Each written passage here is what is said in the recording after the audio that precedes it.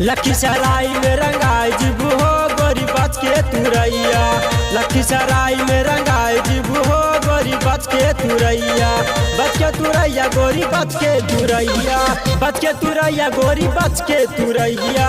इमा के लंदन से रंगाई जीबू हो गोरी बच के तुरैया। लखीसराय में रंगाई जीबू हो गोरी बच के तुरैया।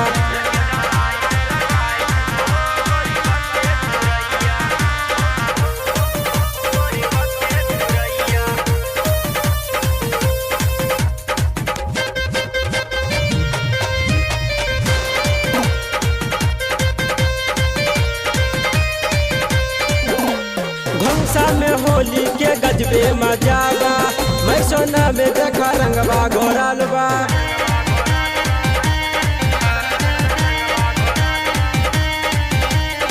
घुमसा में होली के गजबे मजाबा। मैं सोना में देखा रंगबा घोरल बा। चानन में मन बहुरा गइल हो गोरी बच के तुरैया। लखीसराय में रंगाई जीबू हो गोरी बच के तुरैया। लखीसराय में रंगाई जीबू हो गोरी बच के तुरैया।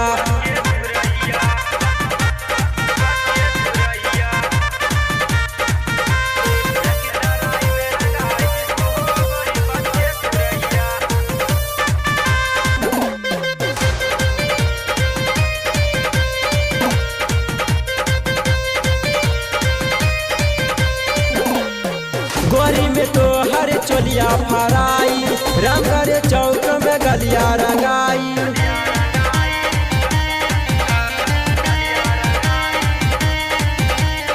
गोरी में तो हर चोलिया फराई। रंगर चौक में गलिया रंगाई।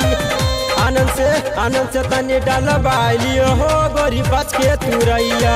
लखीसराय में रंगाई जीबू हो गोरी बच के तुरैया। लखीसराय में रंगाई जीबू हो गोरी बच के तुरैया।